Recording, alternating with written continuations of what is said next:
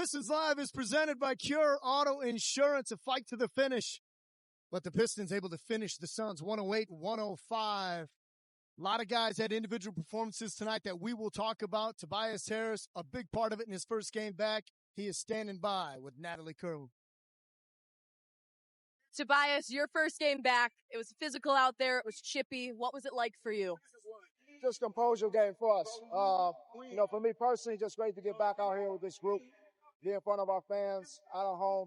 But overall, we said throughout the game, early in the game, just keep our composure, keep our swagger, and know that this game is ours.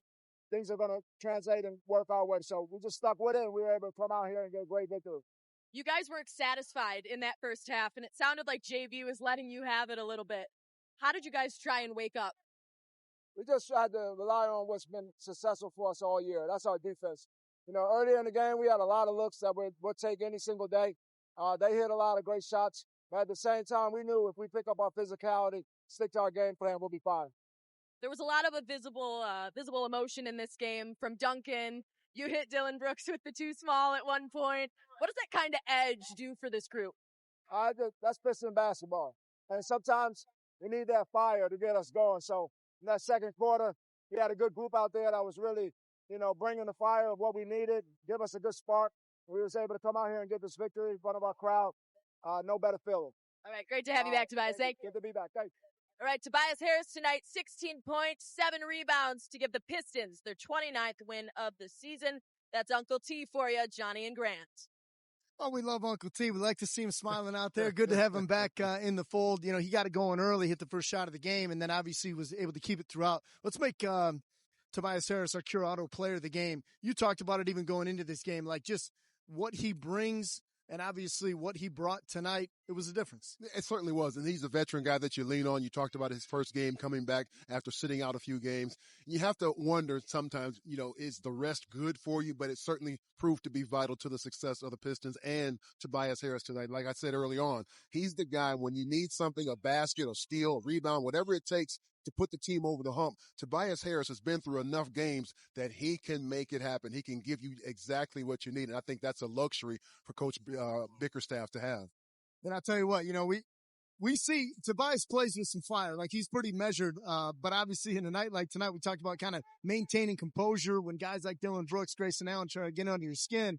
When Tobias hit with the too small, not something you normally see from him, but he says, hey, that's just basketball. Obviously he was feeling the emotion, used that, was able to ride that to his advantage. Let's talk physicality because I think both sides, Jordan Ott for Phoenix, JB Bickerstaff with Detroit, they both knew that physicality was going to be a big part of tonight's game. And I credit Phoenix for coming in here with their dukes up.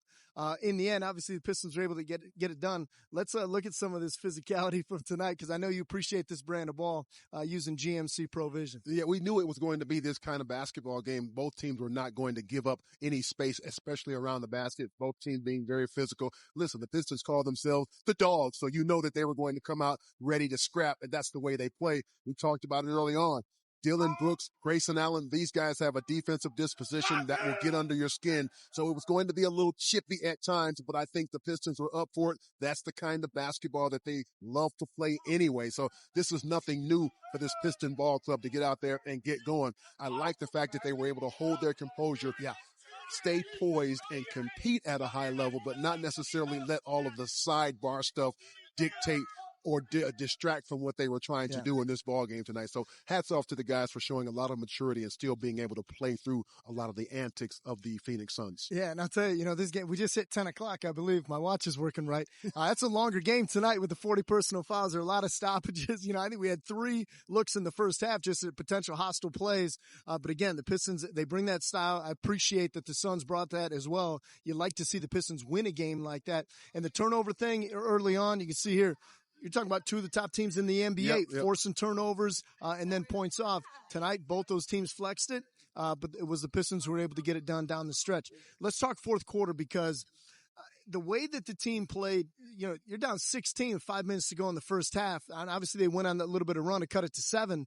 But there was a point in time in this game where it wasn't like the Pistons were listless, but they looked a little rusty and they weren't able to quite get it churning. But I think with a lot of that chippiness, it got a lot of the guys re-engaged. And then you saw them kind of congeal there down the stretch where they were able to buckle up and get it done. Yeah, I think they got tired of being picked on, so to speak. The Phoenix Suns were getting to loose balls. They were getting second chance points. The Suns came into this ball game being one of the very good offensive rebounding teams in the league. Well, the Pistons outdid them in that category. They also had an opportunity to get into the fast break. Although the Phoenix Suns won that battle, the Pistons really kept the Suns from getting out playing in transition and dictating tempo by doing or having plays like this. Getting on the floor defensively, the Pistons were very sound. Second chance points, Johnny, 20 of those by the Pistons. That helps you win basketball games right there. That's an effort stat, if you ask me. When the Pistons get in there and get yourself second chance points, other opportunities to score, that will give you a great opportunity to come out on the winning side. Yeah, no question. Those are our Xfinity highlights there. I want to highlight 2 other guys here tonight.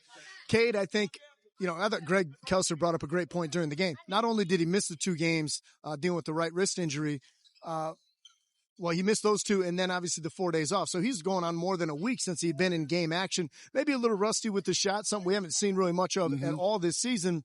Didn't shoot it at a high efficiency tonight, but he was able to get a double-double because he was a facilitator with 10 and 11. And then Jalen Duren, a double-double again tonight. Him being back in the lineup for the first time with a 4-game absence with the ankle injury. Those 2 guys together, double-doubles, they got them both in different ways. But again, that tandem, wasn't a ton of 2-man basketball tonight, but I think both those guys are at full health. And moving forward, game coming up against Indiana on Saturday, if Cade finds himself in a little bit better shooting rhythm, could be lights out. You know what? You always hear me say this, Johnny, that if you win the battle on the boards, you have an opportunity to control the game. The Pistons manhandled the Phoenix Suns on the glass tonight, especially in the way of offensive rebounds. They outdid them in that category, and you like to see that because, again, that's an effort stat if you're the Pistons. Only 9 offensive rebounds for the Phoenix Suns, where Pistons had 14 of those offensive rebounds. That's great to see because guys are getting in there, not taking anything for granted and coming up with those second chance points. Yeah. Now we're talking about Duren and Cade.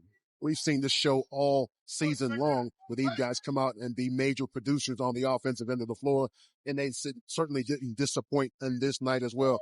Both guys coming back off of injuries, but I think they understand what's expected of them, Johnny. When you have leaders on your ball club, no matter what the situation is, when the expectations are there, they rise and meet those expectations, and those are the 2 guys who do it consistently. Yeah, very well said. 16 and 18 for Jalen Duren. If you look at most double-doubles on the season, obviously the Joker at the top of the list. Love Jalen Johnson's game. Cat out there in New York, and then it's a couple of Pistons there with Cade and JD, likely 2 All-Stars at this year's games in Los Angeles. Of course, we'll find out in a couple days if Duren, the cover boy, will join his team. He better be there. He better be there. Gotta be there. And not as a fan. Yeah. As a participant. Exactly. And of course, we know the coaches would have to vote him in or bring him in, which I think tonight's showing.